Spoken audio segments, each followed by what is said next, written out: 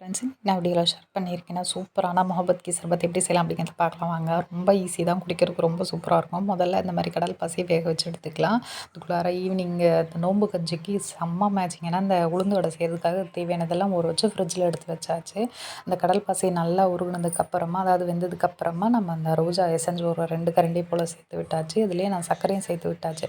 எல்லாம் நல்லா அந்த மாதிரி கலந்து விட்டு அதுக்கப்புறமா ஃபில்டர் பண்ணி 2 தட்டில் இந்த மாதிரி ஆற வச்சுக்கலாம். ஸோ நல்லா மெலிசாக வேணும், சின்ன சின்ன பீசஸாக. ஸோ அதனால் நான் வந்து 2 தட்டில் ஆற வச்சுருக்கேன். ஒரு 3 மணி நேரம் போல் செட் ஆக விட்டுறலாம். சீக்கிரமாக செட் ஆகி வேணும்னு நினச்சிங்கன்னா நம்ம ஃப்ரீசரில் எடுத்து வச்சோன்னா ஒரு 1 ஹவர்லேயே செட் ஆயிரும். நான் வெளியிலேயே ஒரு 3 மணி நேரம் போல் செட் ஆக விட்டுட்டேன். அதுக்கப்புறமா இந்த மாதிரி சின்ன சின்ன பீசஸாக கட் பண்ணி எடுத்துக்கலாம்.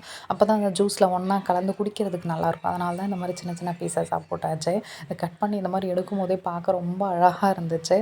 ஸோ பாப்பாவுக்கு இந்த ஜூஸ் ரொம்ப பிடிக்கும். ஸோ ஹாஸ்டல்ல இருந்து வந்துட்டா 2 நாளாக சொல்லிகிட்டே இருந்தா, அவளுமே நோன்பு இருக்கிறதுனால அம்மா அந்த முகப்பத் கீ சர்பத் செய்யுங்க அப்படின்னு சொல்லிட்டு. ஸோ அதனால் இன்றைக்கி செய்ய ஆரம்பிச்சாச்சு.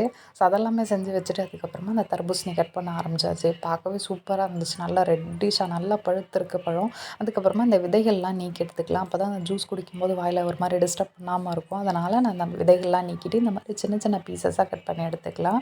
அந்த கடல் பாசியும் சின்ன சின்ன பீசஸாக இருக்கணும். இந்த தர்பூசணியும் நல்லா இந்த மாதிரி சின்ன சின்ன பீசஸாக இருக்கணும். அப்போ தான் அந்த ஜூஸில் ஒன்றா கலந்து குடிக்கும்போது நல்லா சூப்பராக இருக்கும். ஸோ அதை கட் பண்ணி எடுத்து வச்சுட்டு அதுக்கப்புறம் காலையில் இந்த பாதாம் பிசின் ஊற வச்சுருந்தேன். அதுக்கப்புறமா சப்ஜா சீட்ஸ் ஊற வச்சுருந்தேன். ஸோ பாதாம் பிசின் பார்த்திங்கன்னா ஒரு 3 மணி நேரம் போல் ஊறணும். அதுக்கப்புறமா பசம்பால் காய்ச்சி ஆற வச்சு எடுத்துக்கணும். ஸோ எல்லாமே இதெல்லாம் ரெடி பண்ணிட்டோம்னா செய்யறதுக்கு ஒரு 10 நிமிஷம் போதும். பாதாம் பிசின் மட்டும்தான் ஊறுறதுக்கு லேட் ஆகும். ஸோ இதெல்லாமே உடம்புக்கு ரொம்ப நல்லது. நோன்பு இருக்கும்போது பாதாம் பிசின் அண்ட் சப்ஜா சீட்ஸ் இது எல்லாமே ஒரு கிண்ணத்தில் ஆற வச்ச பால் முதல்ல ஒரு 2 டம்ளர் பாலை போல் சேர்த்துட்டு அதுக்கப்புறமா ரோஜா எசன்ஸ் ஒரு 2 கரண்டி போல் சேர்த்து விட்டாச்சு. அதுக்கப்புறமா நம்ம தேவையான அளவு சர்க்கரை சேர்த்துக்கலாம். ஸோ கொஞ்சம் பார்த்தே சேர்த்துக்கலாம் சர்க்கரை. ஏன்னா ஆல்ரெடி நம்ம அந்த கடல் பாசிலையும் சர்க்கரை சேர்த்துருக்கோம். அந்த தர்பூசணியுமே நல்லா ஸ்வீட்டாக இருக்கும். ஸோ அதனால் சர்க்கரையை கொஞ்சம் கம்மியாகவே சேர்த்துக்கலாம்.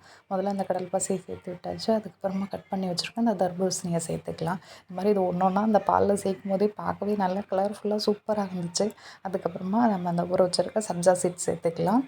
அதுக்கப்புறமா இந்த பாதாம் பிசின் இதில் கொஞ்சமாக மில்க் மேடு சேர்த்து செஞ்சோம்னா இன்னும் சூப்பராக இருக்கும். வீட்டில் இல்லாதனால நான் சேர்த்துக்கல. அதே மாதிரி நம்ம குடிக்கிறதுக்கு ஜூஸ் குடிக்கிறதுக்கு ஒரு 2 ஹவர்ஸ் முன்னாடி இந்த மாதிரி எல்லாம் ஒன்றா கலந்து ஃப்ரிட்ஜில் எடுத்து வச்சுட்டு அதுக்கப்புறம் குடிச்சு பாருங்கள், சூப்பராக இருக்கும். அதுக்கப்புறமா இப்போ இந்த உளுந்து வடை செய்ய ஆரம்பிச்சிடலாம். உளுந்து வடைக்கு பார்த்திங்கன்னா நம்ம ஊற வைக்கும்போது ஃப்ரீசரில் ஊற வச்சிங்கன்னா மாவு நல்லா சூப்பராக அந்த மாதிரி பந்து மாதிரி வரும். மிக்சியில் அரைச்சிங்கன்னா கூட இந்த மாதிரி வரும், கையில் ஒட்டாமல் வருது பாருங்கள். ஸோ அந்த டிப்ஸை ஃபாலோ பண்ணி பாருங்கள். அதுக்கப்புறம் அந்த வடைக்கு தேவையான வெங்காயம், பச்சை மிளகா, கருவேப்பிலை, கொத்தமல்லி இதெல்லாம் சேர்த்து நல்லா கைவிடாமல் ஒரு 10 நிமிஷம் போல் கலந்து எடுத்துக்கிட்டு அதுக்கப்புறமா எண்ணெய் நல்லா சூடானதுக்கப்புறமா இந்த மாதிரி வடையை சேர்த்துக்கோங்க. இந்த மாதிரி செய்யும்போது மேலே நல்லா கிறிஸ்பியாகவும் உள்ளே நல்லா சாஃப்டாகவும் இருக்கும். மிக்சியில் அரைச்ச மாதிரியே தெரியாது.